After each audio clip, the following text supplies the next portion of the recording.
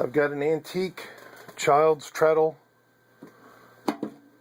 chain stitch sewing machine with its bonnet. It's only the upper deck from the treadle, and the machine has a hand crank on it. Serial number is 47010. The only marking on it is made in Germany on the top up here, or it just says Germany. And just want to show you the machine running.